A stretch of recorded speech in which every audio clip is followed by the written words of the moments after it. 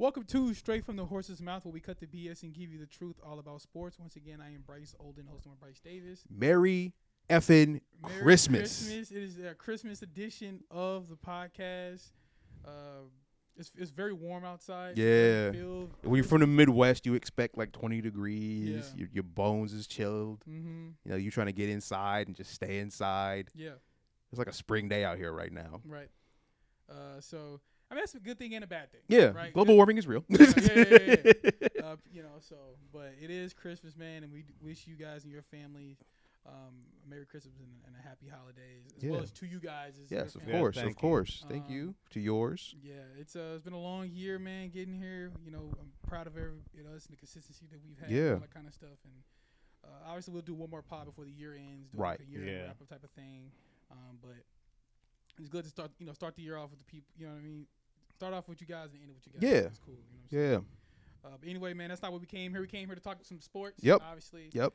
And a topic that's kind of real hot right now, right, is college football, and specifically just a lot of different things in college football. Yeah. A big story right now because we're in bowl season. Yep. There was the coach, I forgot his name, the coach from University of Texas, San Antonio, I believe. Jeff Traylor. Jeff Traylor was being interviewed, and he was kind of frustrated because, his team is about to play in the First Responders Bowl. Yes. But because of the portal and because of NIL and the draft, a lot of his players have opted out of playing in the bowl game. And I don't think the draft part he probably doesn't have too much problem with. I don't really see him harp on that because I think he gets it. Yeah. You're a senior or junior. If you can get drafted, I get it. Yep. But I think that the fact that players are being lured, we'll offer you some money. Yeah. But stay in the portal, but you got to stay out. You can't play in this bowl game. Yep.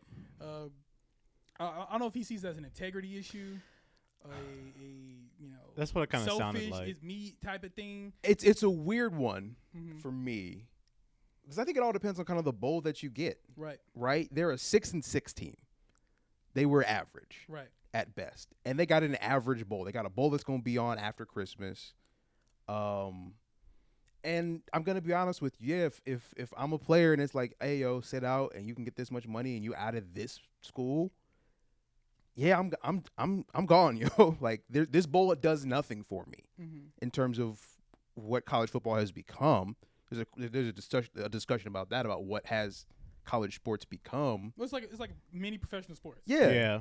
But even then, if I wasn't really feeling this squad anyway, and it was my last year, maybe I don't play this bowl. Like my season ended weeks ago, for real, and I wasn't really playing this bowl. Like there's a lot of factors that come into play, and it could have been a player who wasn't even getting that much time anyway. Right? Like there's well, he probably, let's call it speed. He wouldn't be talking about players who weren't playing. That's true. That's true. He's talking that's about true. If you're getting an NIL bag, if you're in a portal, that means you feel like you can go somewhere. Yeah.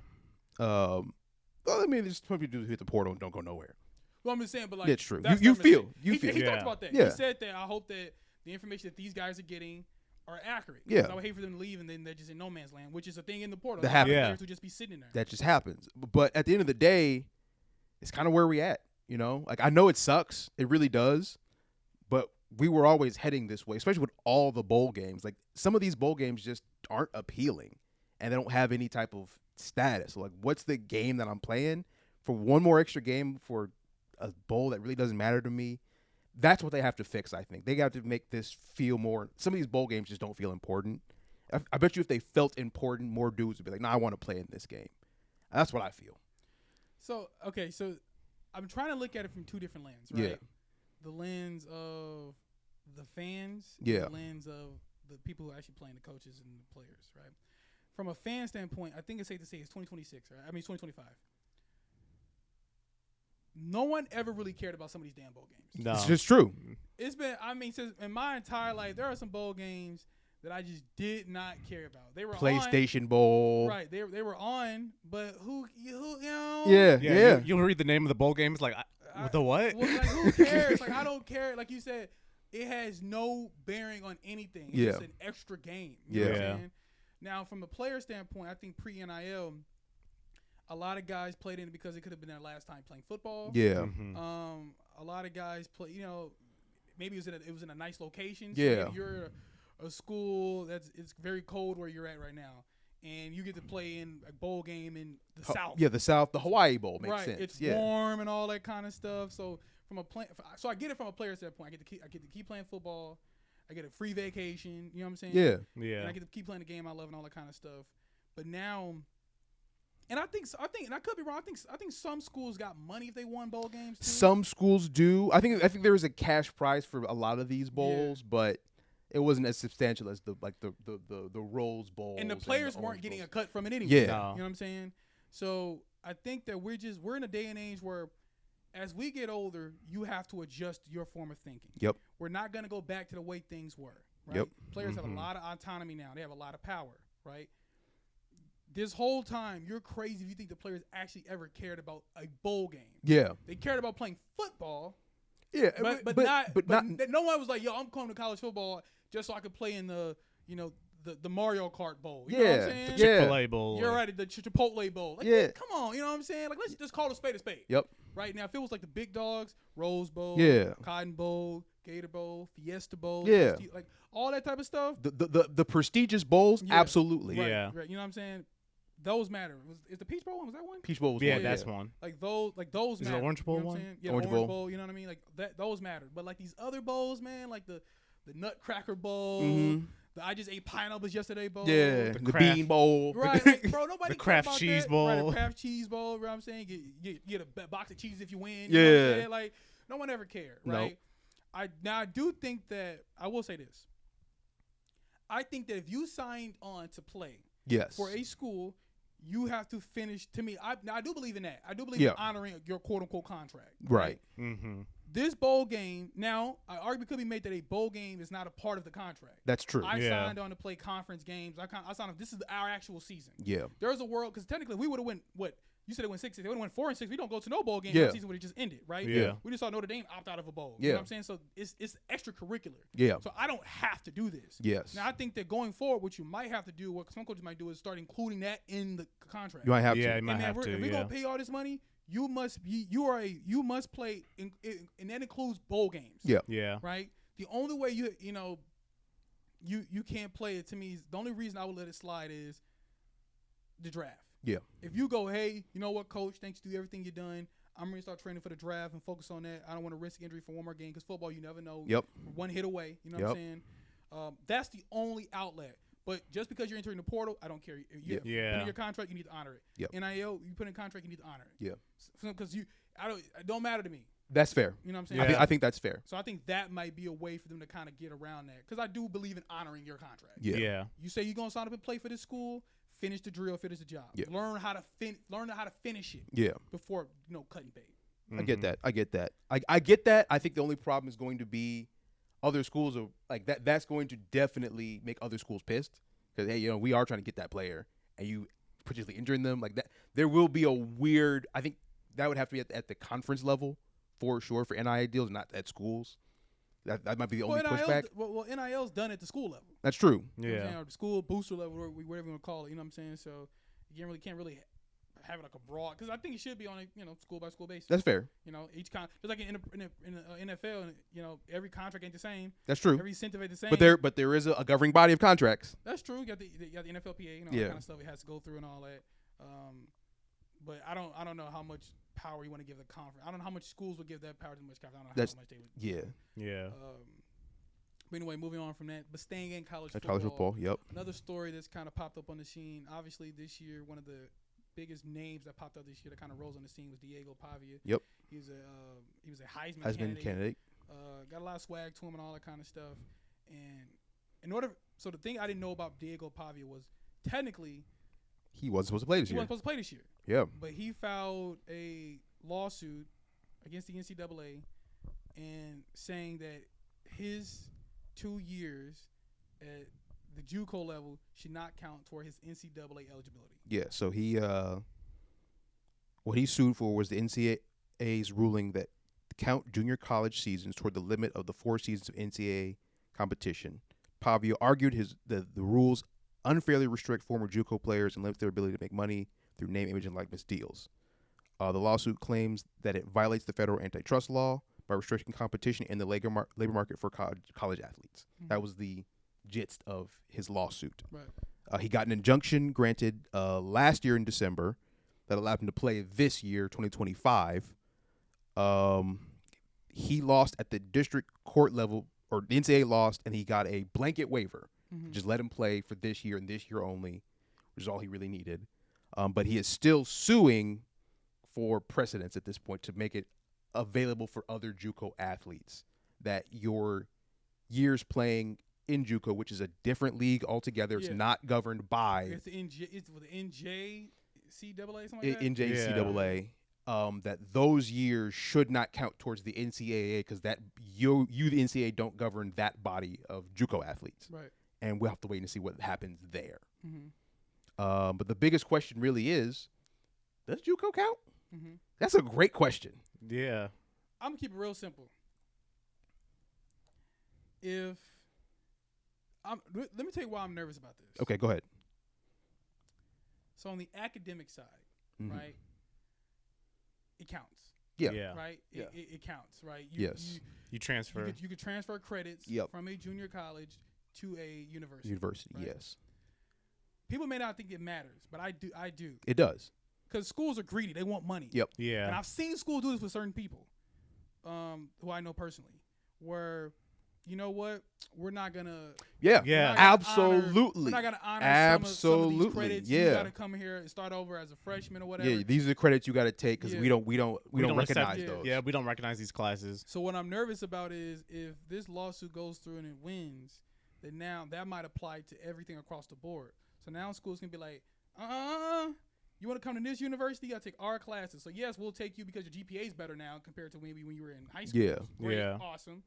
But you got to start all over and go to school for an extra 4 years. Now, also, you got to think about it from a, because you can get student aid and all that kind of stuff. And I think you only get a couple of, 8 years or something like that. If memory serves me right. It's years plus attendance, plus credit hours. Yeah. So it's how many credit hours that you need for your degree field. It's very granular. But for sure, that is a part of it. How long you've been attending for your federal aid to count. Yeah. That's true. So I'm thinking about it from that standpoint because I'll be honest with you. I think that junior college to me should count. That's fair. Personally, okay. It is football. Yeah. And you're doing it because you want to get a better chance of playing for a better school or whatever. Right. You could walk on somewhere. Yeah. You could take that chance, you know what I'm saying? Because the thing about college we have to remember is it's a series of chances. It's just like life. Yep. You have to make decisions. Yep. Yeah. So you have to ask yourself, okay, just like people back in the day, all right, if I take this JUCO route, there's 2 years of eligibility gone. Yeah. That means that by the time if everything shakes right and I get to go to university, I got 2 years to make something happen. To make something happen, which will make you grind harder. If you knew that you had a limited amount of time to make some shake, I would like to think that you the urgency I think within you. For me, it's about age. Because we've seen over the last couple of years, because COVID kind of jacked shit up. Right. We had dudes who was 25, 24, being starters in college football, and it's like y'all are well past. And that's for a reason, of course, but you were well past the time you were supposed to be here. Right. Which gave you an extra, it gave you some extra rope, and allowed some guys to get out there and get in the league. But I'm thinking about it from that standpoint. It's like we got that the time of you getting extra time should be up now. Right. So I kind of agree with you where it's like at some point we don't need dudes 25, 26, 27 trying to make it through college football. At some point your college days are done. Yes. And you got to go out and make it on your own. And I think that's the biggest thing at this point. I don't want to see that happening where it's like we keep giving rope to guys whose time was up here. We gotta get past that now. When you're 20, you graduate with everybody else. When you're 22, 23, 24, that's the maximum limit. Right. Once you get past 24, it's like, all right, man, you need to go out to the real world and try to make it there. Yeah. You can't keep trying to get us to help you out there. And I get what he's saying from an NIL standpoint because guys should be able to maximize as much money as they possible. So I should have 4 years, but it's like, dog, that's not how real. That's just not how it works. Yeah. That's just not how it works. Like you because now, and I'm not saying there's no knock against him because NIL is still kind of relatively new. Yeah. But if you're a guy coming up now in high school, you can start making money then. Yeah. True. So like, so now it's like, okay, what time it is. Put the effort in. Yep. Get a good look somewhere. And I think for me, JUCO was a second chance type of situation anyway. Yeah. Like this was you didn't do what you were supposed to do in your high school or college. And JUCO was your second chance. Sometimes. Also, maybe other scenarios, maybe you got hurt. Maybe, could be. Maybe you went to a small school and nobody was checking for y'all. Yeah. Could be. You know what I'm saying? Like financial reasons too. Financial. Reasons, That's true. But either way, it's a second chance, and it's the only one that you got. Right. You can't keep getting handed second chances. Yeah. Sometimes you just got to make the tough decision and say, I gotta go. I gotta believe in myself enough that if I'm a UDFA, I can make it. Yeah. If I'm a walk-on for college, I'm that good. I'm going to go take someone's spot. Yeah. That still has to be there, or else that I think waters down the college experience more than NIL does.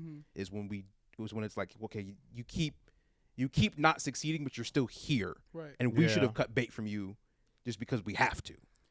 And I think you make a great point. It is a second chance. Yeah, you get a chance to refine and rebuild your skills and all that kind of stuff in a more smaller environment. Yeah, less pressure. Less pressure. You know what I'm saying?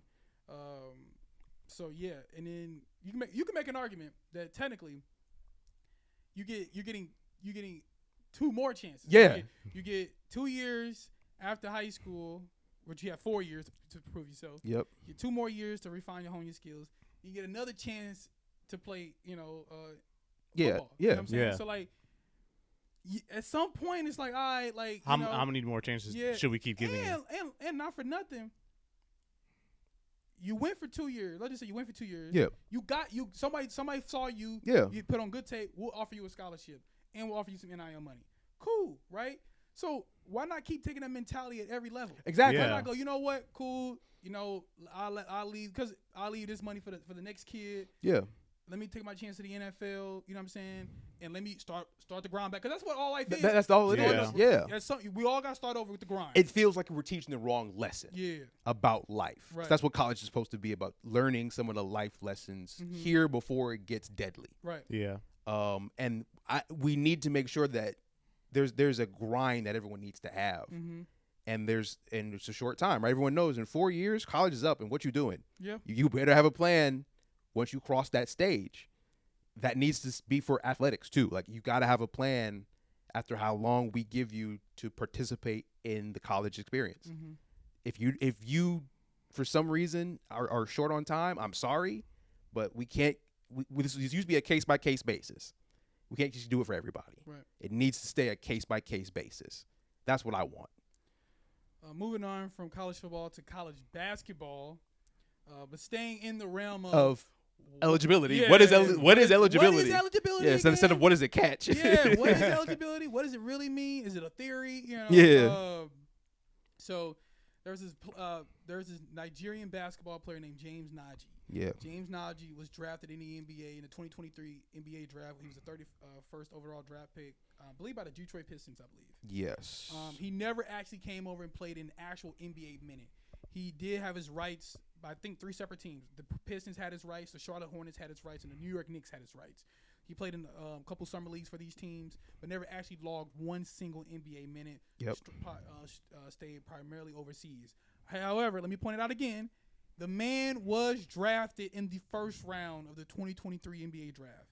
And news came out today that he, a former first-round draft pick, will be playing for the Baylor Bears this year. This year. Insanity. Craziness. But I'm not mad at it. But it's I'm not mad. It's a little bit different. This one is really different because of a similarity to a different sport. Right. Baseball. Right. Where there's plenty of dudes, a lot of football guys who are pitchers know that, where it's like, oh yeah, the Houston Astros drafted you. You're like, okay, cool. I'm still gonna go play college football, or I'm still gonna play college baseball. Like, there's a lot of that, and that feels like this situation where it's like he got drafted, his rights are being held by a team, but he's never played a lick of true NBA. He hasn't touched a court. And I think that's fair for him to be like, I'll go to college and just do that. Maybe he feels like his game isn't ready for NBA basketball, and he's like, well, I want to hone my skills. He's only 21, so that's fair. But what about you?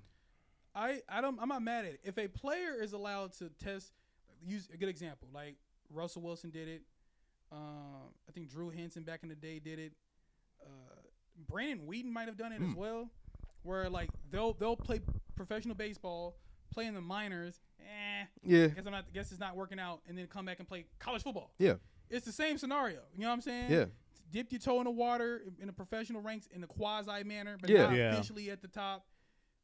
Maybe it's not shaking how you want to. Let me double back and go to college. Go to college, right? Yeah. You know what I mean? And I don't think that's the worst thing in the world. Because again, going back to the JUCO thing, right? Yeah. Let's just use the same script. So it's flipped though, right? So instead, like let's just say, you know what, the summer leagues or the minor leagues, that's JUCO. Yeah. Yeah. You know what I'm saying? That's your JUCO experience. Absolutely. Maybe it's not working how I wanted to. You know what I'm saying? So let me get a chance. You know, they deserve a second chance too. Yeah, they do. If JUCO guys get a second chance, these other guys deserve a second chance. He's an international guy, too. So there's a lot that's probably factoring into this decision where he's like, I want to make sure that when I truly step onto an NBA court, I'm truly ready. Right. And that's absolutely fair. I think that's absolutely fair. Yeah. But it is interesting because it's like the precedent of being drafted. Does that might change in the NBA here? That's a very good point. Yeah, because it's like, all right, because we saw last year there were guys who played in the NBA with the NBA's like G League at 19, and then decided to go to college. Yeah, because once that thing folded, everyone was like, and college was even like, come on. Right. So I think that what professional? I think what we're considering professionals being defined now for sure. Professional is now the NBA. When you step foot on an NBA court, 1 minute. Yep. You're done. Your eligibility for college. Yeah. That's a wrap. Yeah. Or you're like how the ball.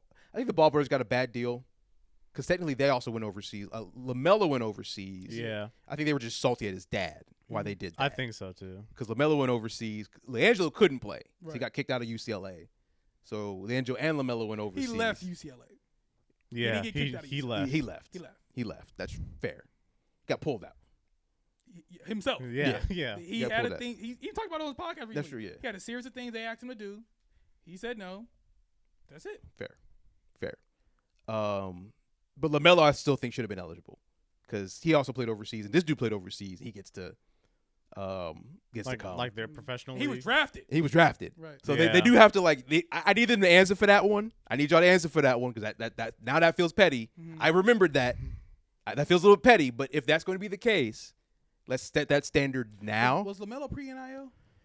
Yeah.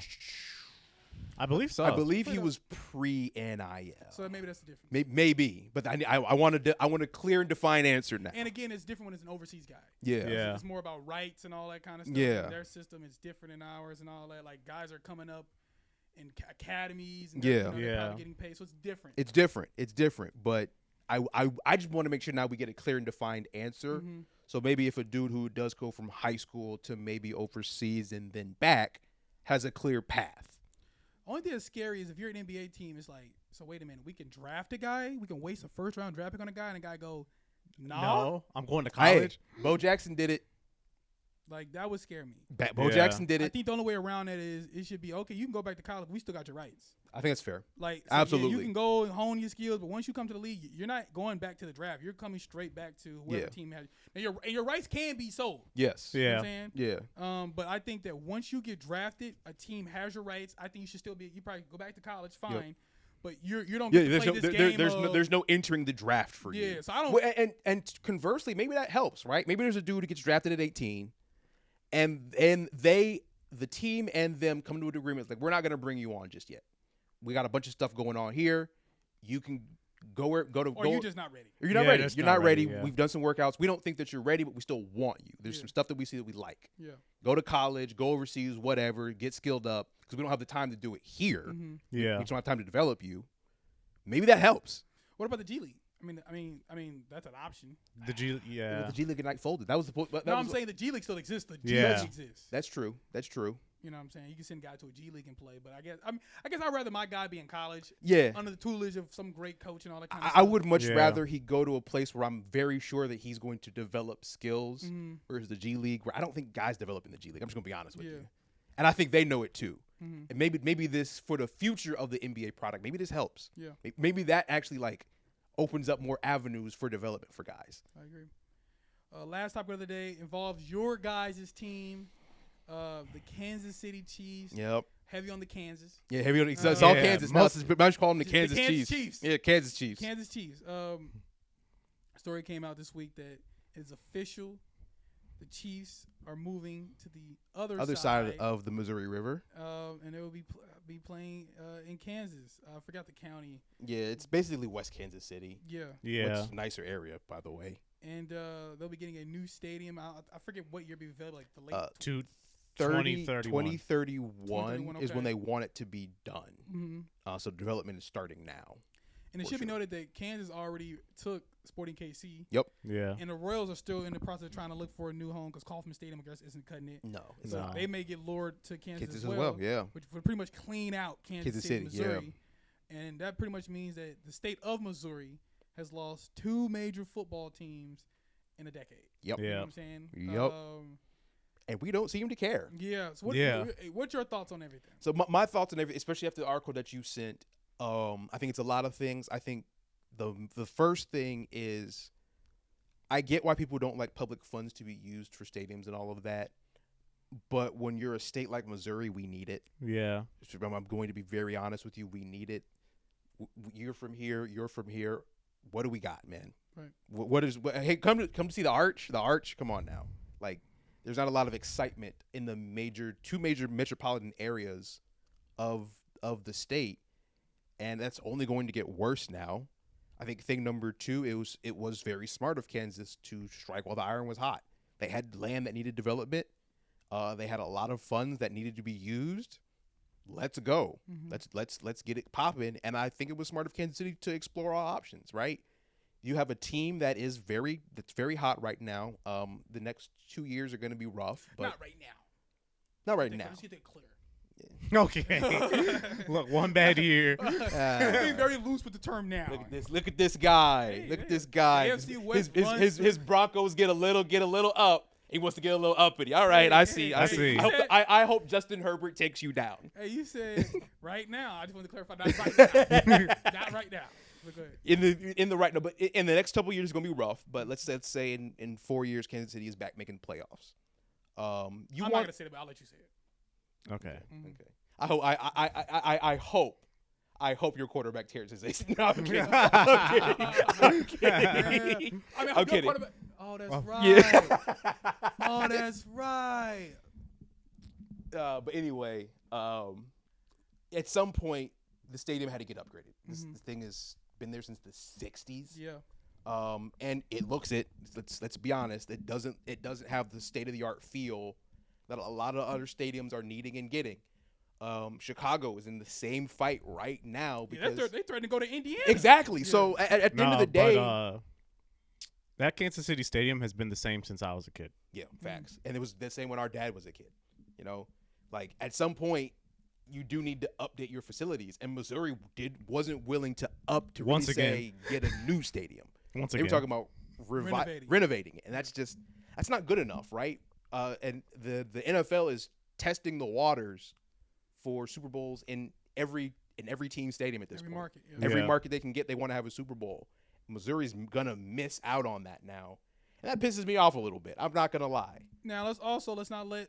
I don't want to put it strictly on the government because the residents voted against it. They get some funds and something like that, and the residents voted against it. Yeah. So you had a vote. Yeah.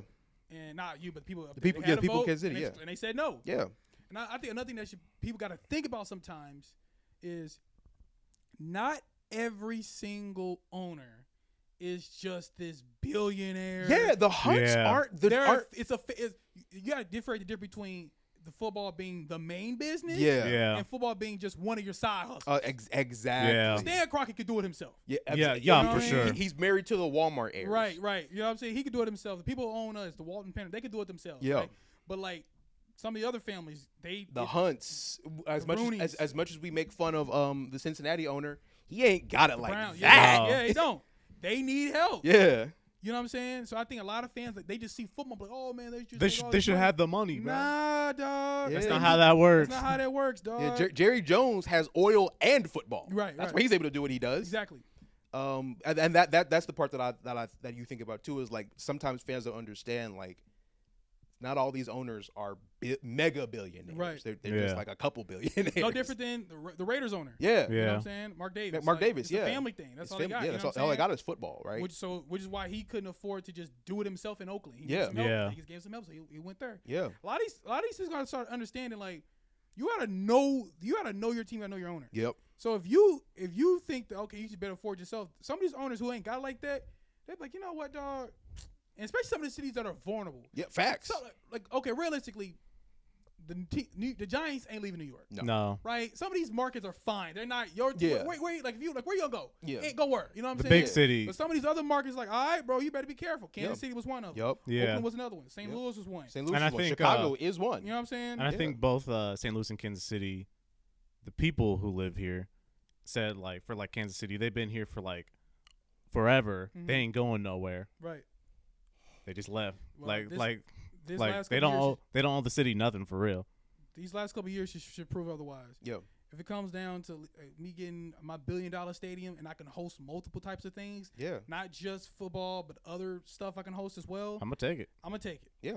It's that simple, man. But anyway, man, that's all the time we have for you guys today, man. You can follow me at everything at Bryce David Olden. You can go ahead, Bryce, want to tell On Twitter, Bruce Leroy. And remember, if you didn't hear from the horse's mouth, so listen to Ask Who Told You. We out. Peace.